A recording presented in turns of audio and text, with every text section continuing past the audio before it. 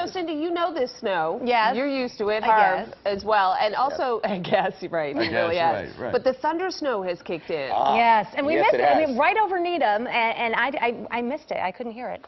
Well, that's because you've been a little busy, you know, a little preoccupied, to say the least. A lot of people probably got woken up by it. Could be. And that's not the only spot we've had it. Yeah, absolutely. In fact, let's take a look. We're going to show you what's been going on. The first thing I do want to show you is that. Just look at that. Okay, that's a little time lapse in the last hour or two. And yes, you see those bolts? One over Needham, that's showing yellow because it's old, it's already happened. And the one that really happened very recently down on the South Shore, as you can see there around Abington. So here's what we're talking about. We're talking about thunder snow. Now, that happens when you get the most intense snow bands in a very strong winter storm. That can happen, and that has happened and is happening. So don't be shocked if that happens when you're getting some of these intense bands. That's what it's like in the intense bands. You can get anywhere from 2 to 4 inches of snow. It's also cold out, very cold, so this can really fluff up. And the wind is in the process of picking up, but the more it picks up, the more the snow is going to blow around. Not just what's falling, but also what's on the ground. So you're going to see an awful lot of that as we get deeper into the day and get into the light of the day. Some of the snowfall amounts around or over a foot. Essex County has been very hard hit because when that band came through last night and tended to end around 10:30 in Boston, it didn't end that far north. And from there to southern New Hampshire and southern Maine, got stuck in that band and just snowed like there's no tomorrow. And that's how there's 16 inches of snow now in Amesbury. So that's Newburyport actually should have 16. We'll correct that. Amesbury has 14. Here's the latest bands moving from northeast to southwest that has really been producing the blinding snow around the area. So with that, with the increasing wind, the blizzard warning is in effect. It's going to stay in effect, not only during the snow this morning, but actually even beyond because of blowing and drifting with the winds getting so strong. The blowing and drifting of the existing snow, which, as you know, there's plenty of on the ground. So here we see that area is slowly nudging south. The very, very heaviest part of it, that is, as it moves from northeast to southwest. The one saving grace, so that the snow doesn't reach an infinite level, though it seems like it already has, is the fact that this is in motion. So let's zoom in and show you some of the communities that are affected. The deeper purples, as you see here, Acton and Billerica. Hudson's on the edge of it, certainly getting moderate snow. Heavy snow, Westboro, Holliston, Franklin, all the way down to Mansfield along Route 140 there.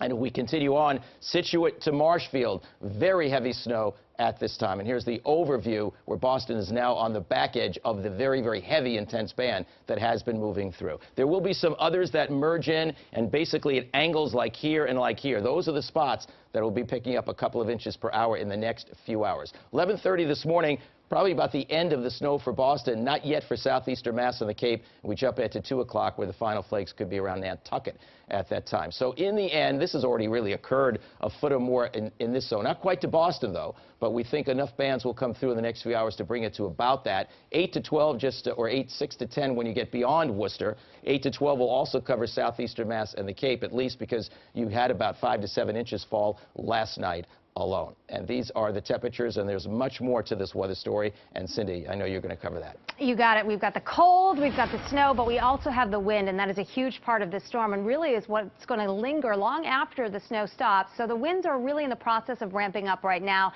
Highest gusts we've had so far that we know is up around Rockport, where we've had a gust close to 50 miles per hour. But look what happens as we go through the morning here. The winds really ramp up, and by noontime, we're going to see quite a few gusts in the upper 40s, over 50 miles per hour along the coastline. But look what happens as we continue through the afternoon. The snow will be gone, but the winds continue. By 4 or 5 o'clock, we're still getting gusts along the coast over 50 miles per hour. And over the interior, the winds are going to be gusting close to 40 miles per hour. And that continues through tomorrow morning. We're still talking about wind gusts over 40 miles per hour at the coast. So this is obviously going to combine with the temperatures that are falling to create some dangerous wind chills. Wind chills this morning are going to be near zero, but by lunchtime, they're about 12 below in Boston. And look what happens by Sunday this evening at 6 p.m. We're talking about the wind chill value down in the 20s below zero. Wind chills could drop to about 30 degrees below zero tonight and first thing tomorrow morning. And that's why we do have a wind chill warning in effect. You need to take this seriously. When the wind chill is down around 30 below, you can get frostbite in about 10 minutes time. So that means you need to be covered up. But things you don't think about, like the tip of your nose, the top of your ears, everything needs to be covered up if you're going to be outside for any length of time at all. This is quite dangerous in terms of the wind chill. What lies beyond this storm, though? We're not done. We're not out of the woods just yet. Harvey, we're going to send it back to you. All right, thank you, Cindy, and great advice there, no question about it. Just wanted to give you a look at the visibility in Boston. You can see the buildings there, which you couldn't see a little while ago. It's still snowing heavily, but not quite as heavily as it was moments ago. By the way, it's 19 degrees in Boston. The wind is 15 miles per hour. It's gusty, but it's going to be picking up a lot more.